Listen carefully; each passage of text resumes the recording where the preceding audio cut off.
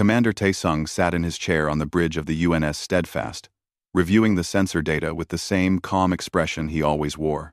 The ship was 3 months into a routine exploration mission in the outer regions of charted space. Nothing exciting ever happened out here, which suited him fine. He had served in the United Nations Space Force for 12 years, working his way up from an enlisted Marine to a commissioned officer through sheer determination and night classes at the Academy. His superiors called him adequate. His crew called him reliable. Nobody called him exceptional, and that was perfectly acceptable to him. The Steadfast was not an impressive vessel. She was a mid-tier exploration cruiser, designed for long-range surveys and first-contact situations. Her weapons were defensive, her crew complement was small, and her fame was non-existent.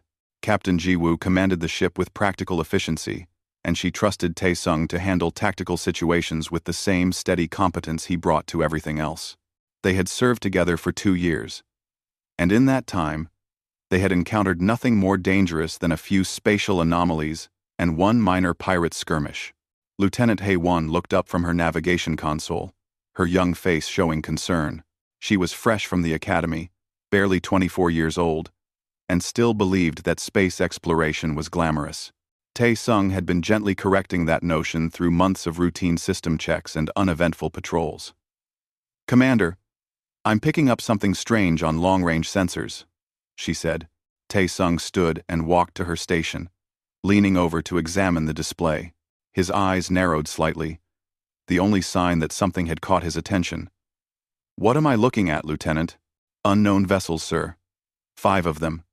Large signatures. They're not in our database." Hae-won's fingers moved quickly across her console. "They're heading directly toward us." Before Taesung could respond, the communications officer called out, "Captain, we're being hailed. Audio and visual." Ji-woo looked at Taesung, and he gave a slight nod. She straightened in her chair and said, "Put it through." The main view screen flickered to life, and the bridge crew got their first look at a Vrelian. The creature was reptilian, with scales that shimmered in shades of deep green and black. Its eyes were vertical slits, golden and cold. When it spoke, its voice was a hissing rumble that the translator barely managed to convert into understandable speech. "Human vessel. I am High Commander Voth of the Vrelian Dominion. You have entered space that belongs to the Dominion. This is your only warning. Retreat immediately or be destroyed." Captain Ji-woo kept her voice steady. "High Commander, we had no knowledge that this region was claimed. We are on a peaceful exploration mission. We will adjust our course to avoid your territory." Voth's expression, as alien as it was, clearly showed contempt. "Peaceful? How typical of soft mammals. You spread through space like parasites, claiming you mean no harm, yet you multiply and consume. The Dominion has watched your kind for decades. You are weak. Your ships are inferior. Your technology is primitive." Taesung watched the Vrelian commander carefully. He had studied first contact protocols extensively, and he recognized the signs of a species that viewed itself as superior. The Vrelians controlled a vast empire. That much was clear from the arrogance in Voth's tone. This was not a simple territorial dispute. This was a test. "We seek no conflict," Ji-woo said firmly. "We will leave your space immediately." "Too late for that," Voth replied. And something that might have been a smile crossed his reptilian features. "The Dominion does not tolerate trespassers. However, I am not without honor. I will give you a chance to prove that humanity deserves to exist in our galaxy. Your tactical officer will engage my ship in single combat. If you survive for 1 hour, I will allow the rest of your crew to live as slaves. If you impress me, I might even let you flee back to your pathetic homeworld with a warning for your kind." The bridge went silent. Engineer Dong-hyun, a gruff veteran who had served on military vessels for 20 years, muttered a curse under his breath. Hae-won looked terrified. Ji-woo's face went pale, but her voice remained steady. "And if we refuse? Then I destroy you now, and we hunt down every human ship we can find. starting with the colony transport that passed through this region last week. Voth leaned forward. I have reviewed your communications.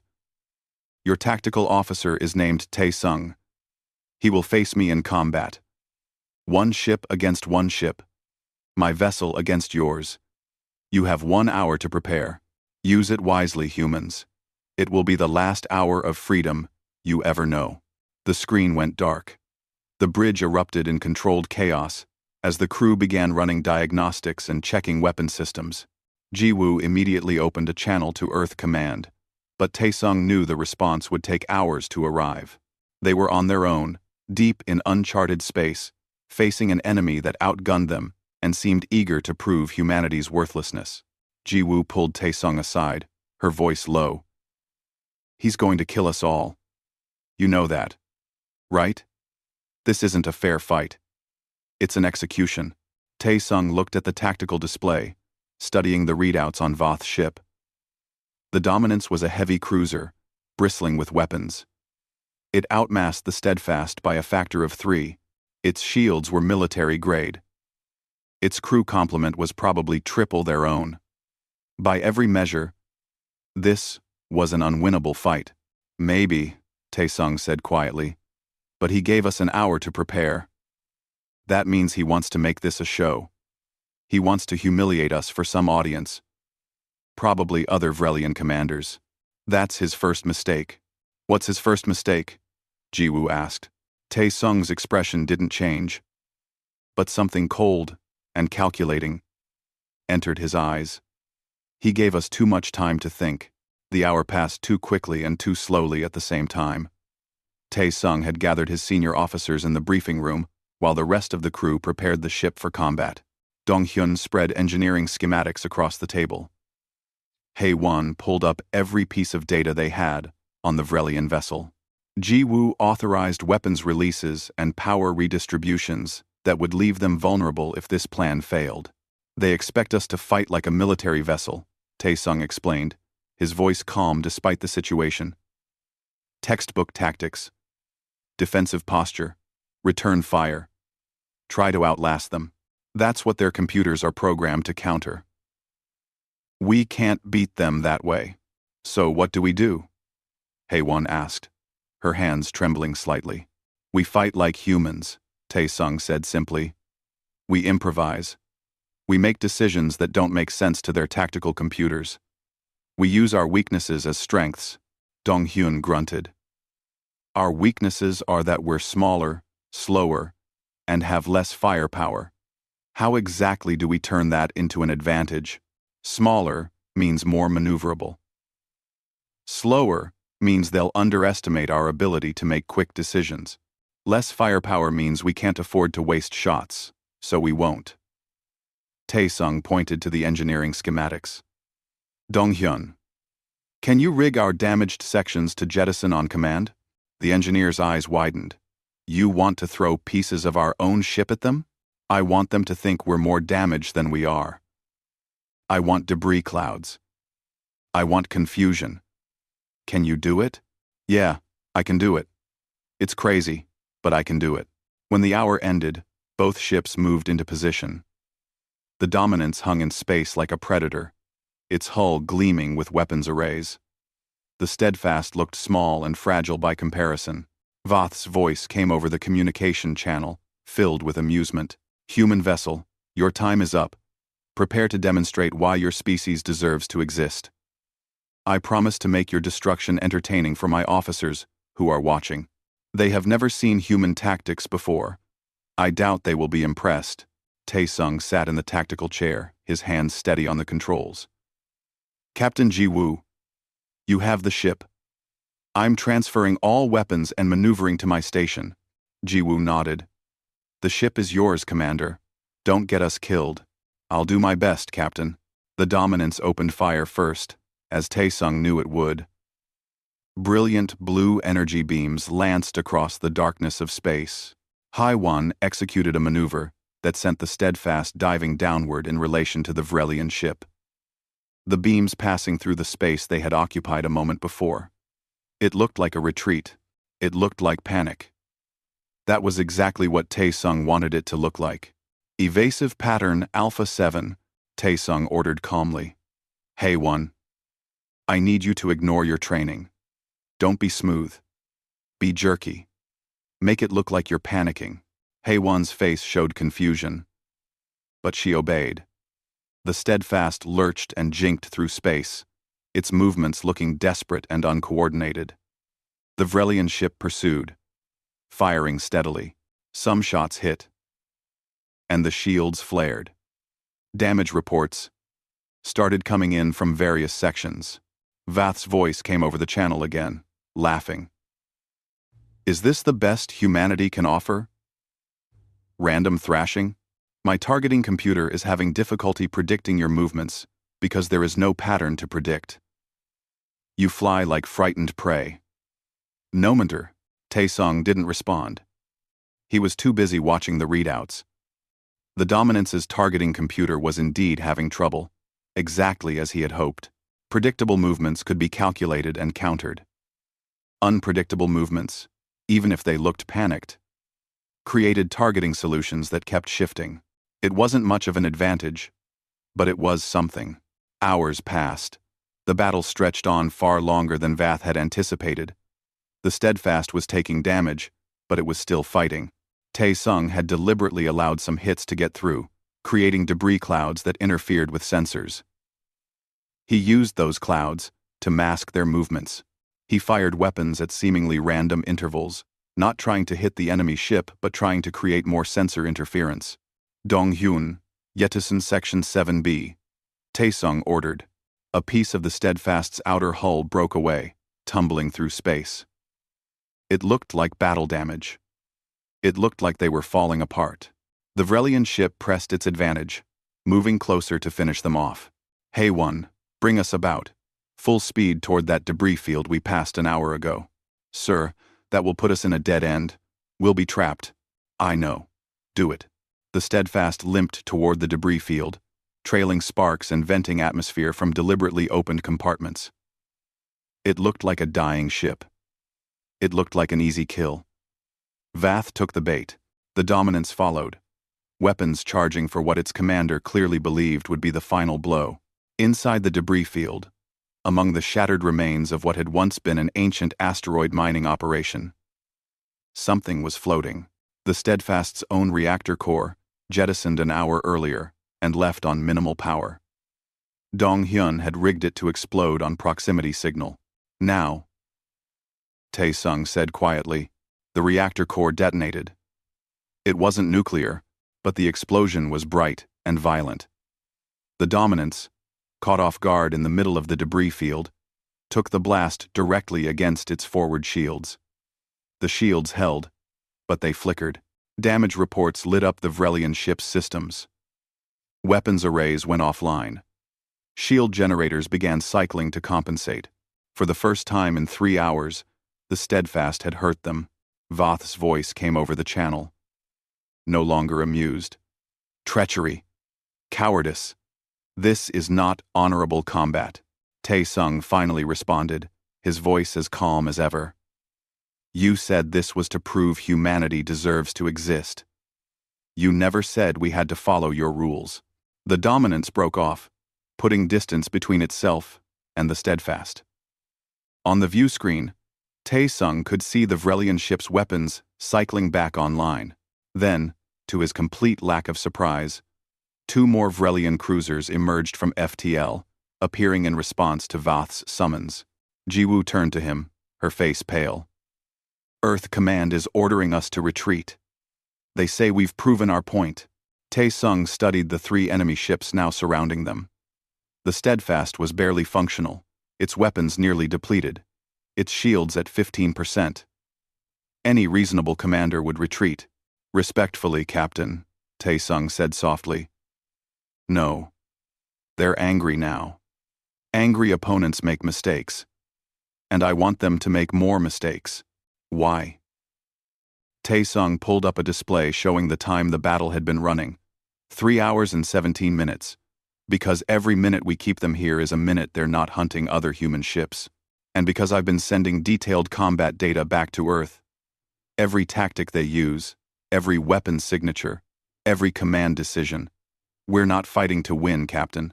We're fighting to teach humanity how to beat them. Ji-woo stared at him, understanding finally dawning. You planned this from the beginning. Yes, Captain. And now they've committed even more resources to killing us. Which means the lesson is going to be even more valuable.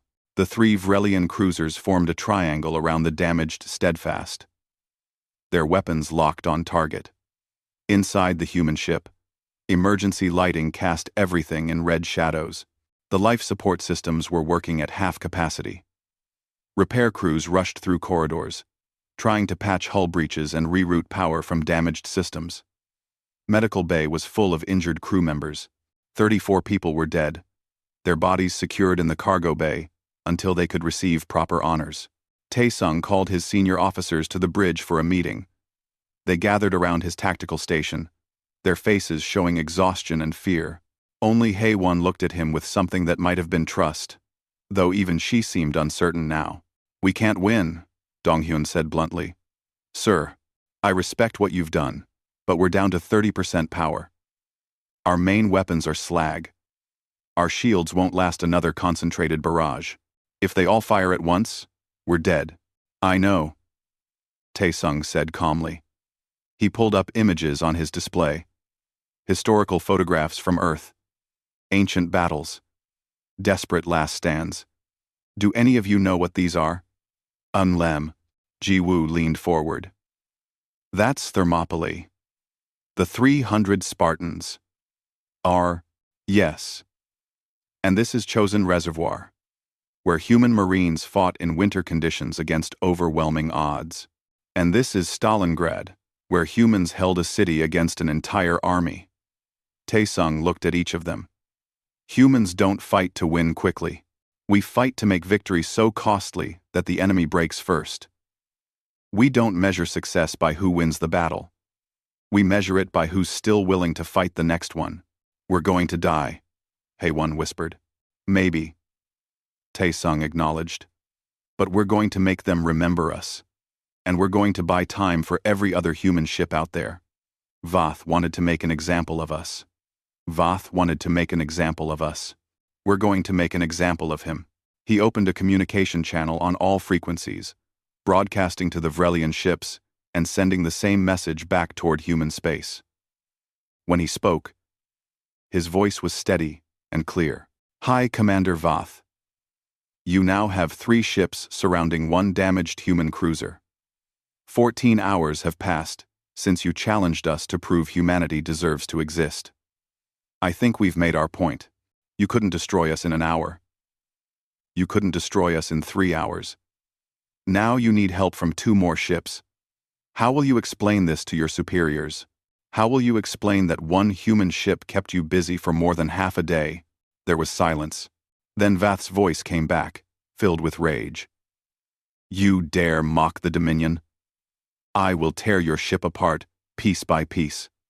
I will make your crew watch as I destroy everything they love. You'll try, Taesung agreed. But here's what I know about you, Vath. You're afraid. You're afraid because we're still here. You're afraid because your simple plan to humiliate humanity turned into an embarrassment for you. You're afraid because every hour we survive is another hour that your reputation crumbles. He switched to a private channel, broadcasting only to the Vrelian ships. Attention Vrelian crews. Your commander's pride is keeping you here. His ego won't let him retreat. Even though the tactical situation is pointless. How many of you will die because Vath can't admit he made a mistake? Ask yourselves if his honor is worth your lives. Taesung closed the channel and looked at his crew. Now we wait. Wait for what? Ji-woo asked. For them to make their next mistake. On the bridge of the Dominance, Sub-Commander Ralph approached his superior officer carefully. Ralph was younger than Vath, less decorated, but he had studied warfare extensively. He had watched this battle with growing concern, and the human's words had struck a nerve. Hi, Commander. Perhaps we should reconsider our approach, Ralph said carefully. The human ship is no longer a threat. We could simply leave it here and continue with our original mission. Voth spun on him, eyes blazing. Leave? You suggest we leave? After that mammal mocked the Dominion itself? No. We end this now. Order all 3 ships to concentrate fire. We will overwhelm their shields and finish this. Sir, the human has been broadcasting detailed combat data for 14 hours. Every tactic we use, every weapon signature. If we concentrate our fire, we'll be revealing our full capabilities to their command. I don't care, Vath roared. Order the attack. Ralph obeyed, but doubt gnawed at him. The human commander had been too calm throughout this entire engagement, too willing to take damage, too focused on surviving rather than winning. It felt like a trap, but Ralph couldn't see the shape of it. On the Steadfast, sensors registered the 3 Vrelian ships moving into formation. Tae-sung watched the tactical display with quiet intensity. This was the moment. Voth was about to commit all 3 ships to a synchronized attack, which meant all 3 ships would be in close proximity, focused on a single target, their attention completely devoted to destroying the Steadfast. Captain, Tae-sung said quietly, please tell the crew to prepare for emergency maneuvers. When I give the word, Hae-won will execute a full rotation that will put maximum stress on our structural integrity. Half our damaged sections will probably tear free. Tell engineering to secure anything that can be secured and brace for impact. Tae-sung, Jiwoo said, using his name instead of his rank. What are you doing? Something they won't expect. Something that will mark our exact position in space with absolute clarity. He smiled slightly. The first time his expression had changed in hours. I'm sending a signal flare. And I'm betting our fleet received all those tactical transmissions I've been sending and decided to do something about it. You're gambling with all our lives, Jiwoo said. Yes, Captain, I am. But I'm gambling that humanity doesn't abandon its own. I'm gambling that somewhere, someone saw what we've been doing here and mobilized a response. I'm gambling that we bought enough time. The 3 Vrelian ships opened fire simultaneously. Their weapons blazed in perfect synchronization, a devastating display of coordinated firepower. The Steadfast's remaining shields collapsed instantly, hull plating vaporized. Entire sections of the ship began to fail. Now! Tae-sung shouted. Hae-won executed the rotation, her hands flying across the controls. The Steadfast spun like a wounded animal, throwing debris in all directions. Emergency bulkheads sealed. The ship screamed with stress, and in the midst of that chaos, as the Vrelian weapons tracked their target, something happened. Space tore open with multiple jump signatures. 6 human ships emerged from FTL, their weapons already charging. At their head was the UNS Indomitable, a heavy battle cruiser that outmassed any single Vrelian vessel present. Admiral Kyung-soo's voice boomed across all channels. Vrelian vessels. This is Admiral Kyung-soo of the United Nations Space Force. Stand down immediately or be destroyed. You have 3 seconds to comply. Vrelian vessels, 17 lug. Vrelian vessels. Voth stared at his tactical display in disbelief. The trap had been obvious in retrospect. The human commander had been holding position deliberately, broadcasting continuously, buying time for reinforcements, and Voth, consumed by pride and rage, had kept his ships exactly where Tae-sung wanted them, in a kill zone. Surrounded. Outgunned. Your biggest mistake, Tae-sung transmitted to Voth, was letting me engage. Admiral Kyung-soo studied the tactical situation with the calm precision of someone who had fought in dozens of fleet actions. His ship, the Indomitable, was flanked by 5 heavy cruisers, each one fresh and fully armed. The 3 Vrelian vessels were depleted, damaged from their prolonged engagement with the Steadfast, and now found themselves in exactly the kind of tactical nightmare that every commander feared. They were surrounded, outgunned, and caught completely by surprise. High Commander Voth, Kyung-soo said, his voice carrying the weight of authority. "You have engaged a United Nations vessel without provocation. You have ignored multiple opportunities to withdraw. I am authorized to offer you one final chance. Power down your weapons, submit to escort out of this region, and this incident will be reported through diplomatic channels. Refuse, and we will consider this an act of war." On the bridge of the Dominance, Ralph watched his superior officer carefully. Vath was trembling with rage. His reptilian features twisted into an expression of pure hatred. The High Commander's pride had been wounded beyond repair. 14 hours of combat against a single damaged human ship, only to be caught in an ambush that any competent commander should have anticipated. "High Commander," Ralph said quietly, "we must accept their terms." "Silence," Vath hissed. "The Dominion does not surrender to mammals. We do not retreat from inferior species. I will destroy that human ship, even if it costs us everything. Sir, the crew means nothing compared to the honor of the Dominion." Vath turned to his weapons officer. "Target the Steadfast. Full power. I want that ship and everyone on it turned to dust." Ralph made a decision that would haunt him for the rest of his life. He drew his sidearm and pointed it at his commanding officer. Around the bridge, other Vrelian officers stared in shock. Mutiny was unthinkable in the Dominion military. "Forgive me, High Commander, but I am relieving you of command. You are no longer fit to lead." Ralph's voice was steady, despite the weapon in his hand. "Communications, transmit our surrender to the human fleet. Weapons, power down all systems, all ships. Cease combat operations immediately." Vath lunged at him, but two other officers restrained the enraged commander. Ralph felt sick. He had just destroyed his own career, possibly signed his own death warrant. But he had also saved the lives of everyone under his command. Sometimes, survival mattered more than honor. Aboard the Steadfast, Tae-sung watched the Vrelian ships power down their weapons. The bridge crew erupted in cheers, but he felt no joy. Only exhaustion.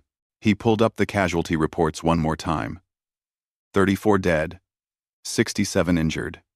Entire sections of the ship were exposed to vacuum. The Steadfast would never fly again.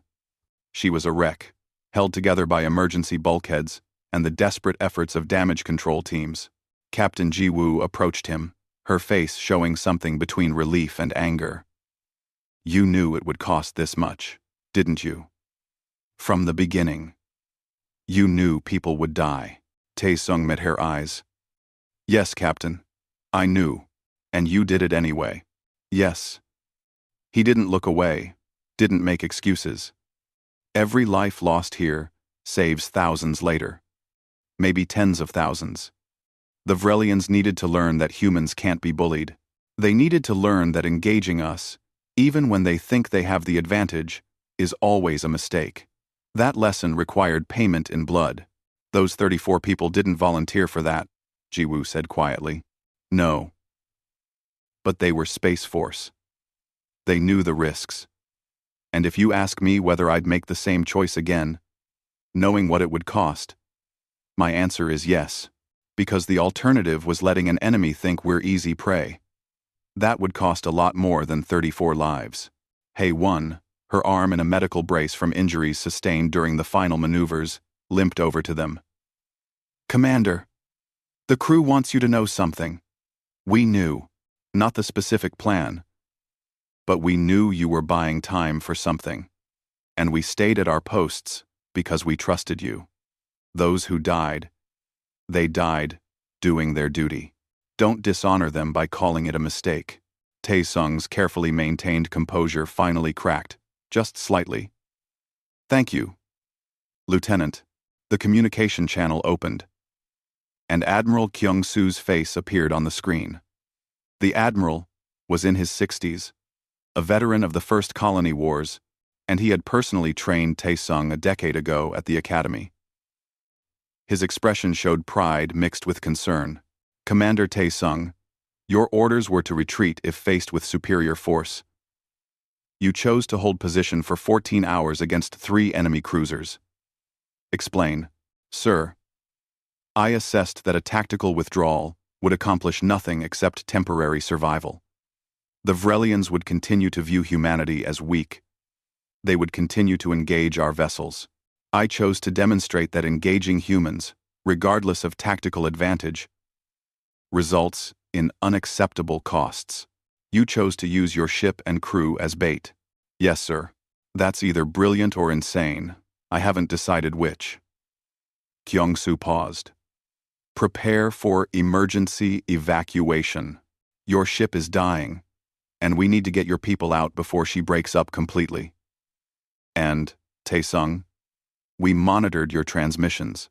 The tactical data you sent us is worth more than a dozen intelligence operations. Every weapon's signature, every response pattern, every command decision the Vrelians made. You gave us a complete profile of their combat doctrine. That's going to change everything. Tae-sung nodded, too tired to feel satisfaction. That was the idea, sir. Over the next 2 hours, the Steadfast's crew evacuated in an orderly fashion. Medical personnel were transferred first, followed by the wounded. Dong-hyun insisted on staying until the last moment, monitoring the ship's systems to ensure they didn't fail during the evacuation. Ji-woo remained on the bridge, refusing to leave her ship until every crew member was safe. Tae-sung was supposed to evacuate with the second wave, but he stayed as well. He stood at his tactical station, watching the readouts as the Steadfast slowly died around him. Emergency power was failing. Gravity fluctuated. The hull groaned with stress. Sir, you need to go, Haewon said. She had refused to leave as well, determined to ensure her commander made it to safety. In a moment, Tae-sung said quietly. Vath's voice suddenly burst over the communication channel. The Vrelian commander had broken free from his restraints and reached a console. Human! Tae-sung. You think you've won? You've done nothing but guarantee that the Dominion will hunt your species to extinction. We will never forget this humiliation. We will never forgive. Before Tae-sung could respond, the channel cut off. Rolf's voice replaced it, apologetic and strained. Human vessels, please disregard that transmission. Vath will be placed in custody. On behalf of the Vrelian crews present, I offer our surrender and our compliance with your terms. In the final evacuation shuttle, Tae-sung sat between Ji-woo and Dong-hyun, watching through the viewport as the Steadfast drifted in space. The ship that had been his home for 2 years was now a broken hull, gutted and dying. She had done her duty. She had bought time. She had taught an enemy a lesson they wouldn't forget. As the shuttle approached the Indomitable, Tae-sung allowed himself one moment of grief for the 34 names on the casualty list. Then, he locked that grief away and focused on what came next. The battle was over, but the war for humanity's place in the galaxy was just beginning. 6 months had passed since the engagement that military historians were already calling the Battle of the Steadfast. Commander Tae-sung stood on the bridge of his new command, the UNS Unyielding, and tried not to feel like an imposter. The ship was state-of-the-art, built with every lesson learned from his desperate 14-hour fight against the Vrelians. Her weapons were optimized for the kind of unpredictable combat he had pioneered. Her hull was designed to jettison damaged sections as tactical debris. She was everything the Steadfast had improvised, but built from the ground up, to do it intentionally. Captain Tae-sung now promoted 2 ranks in recognition of his actions. He still saw himself as just a tactical officer who had done what needed to be done. The fame made him uncomfortable. Every human military academy now taught the Tae-sung doctrine as required study.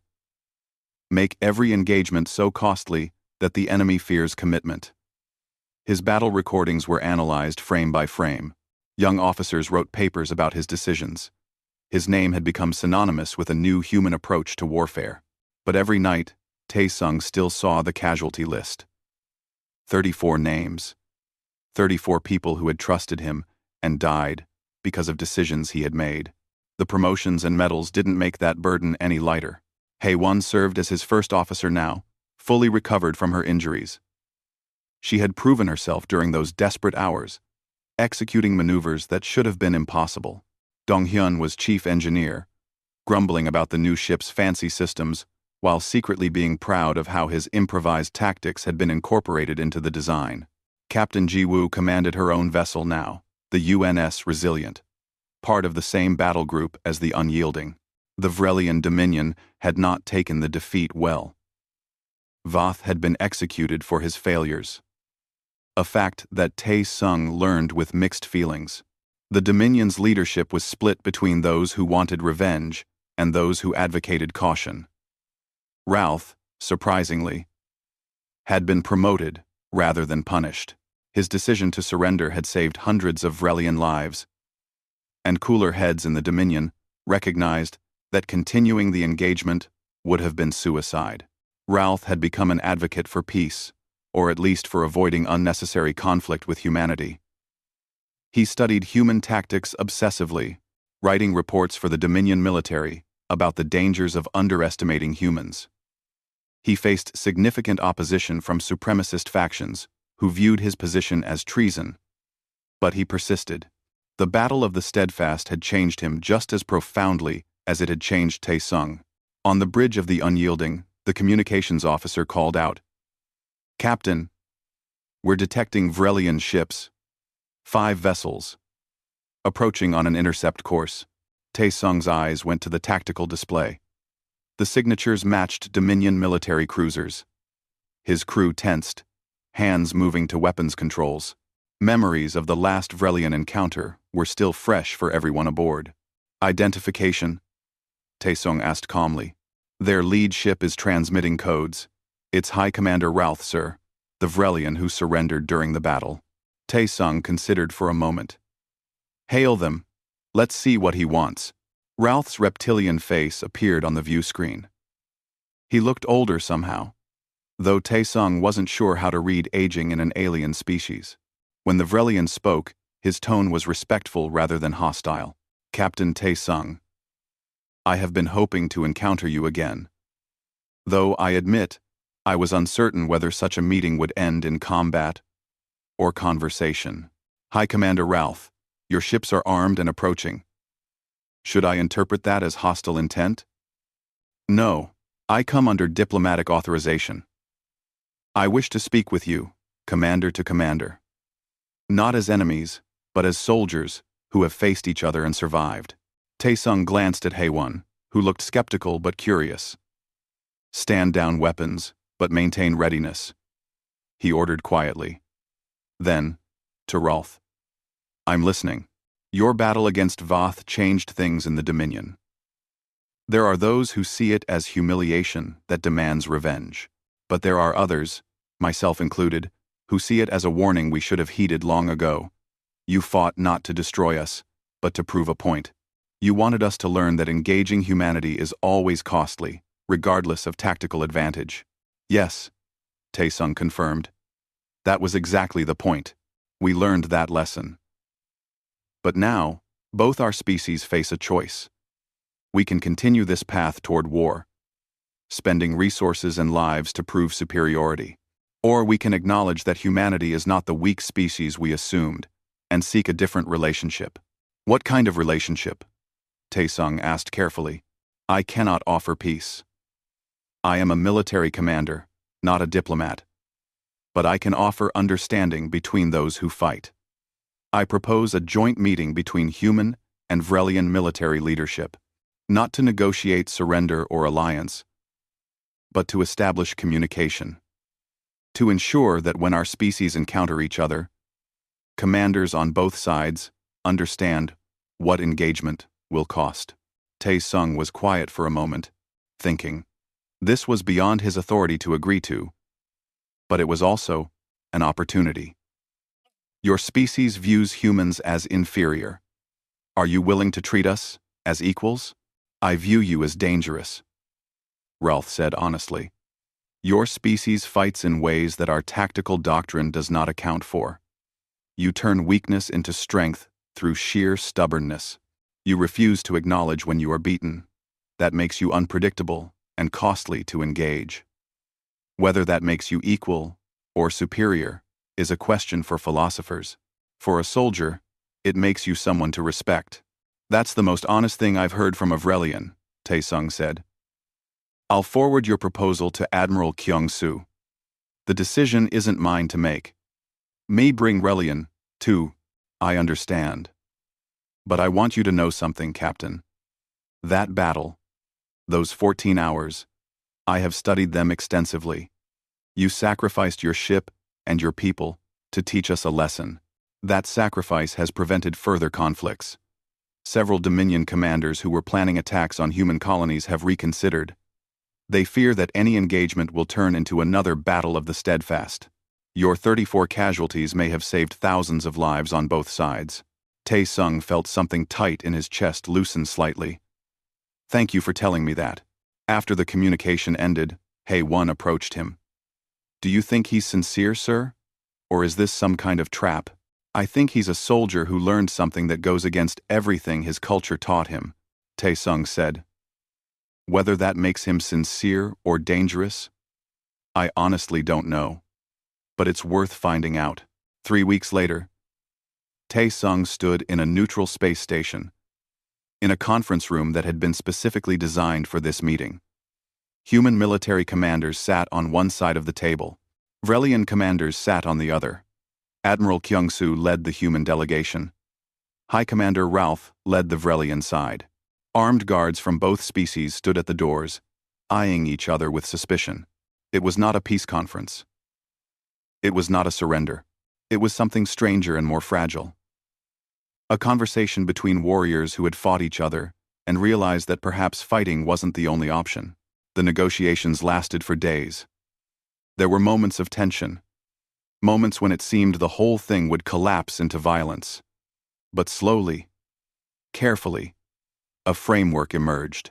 Not an alliance, not friendship, but a set of protocols for when human and Vrelian ships encountered each other.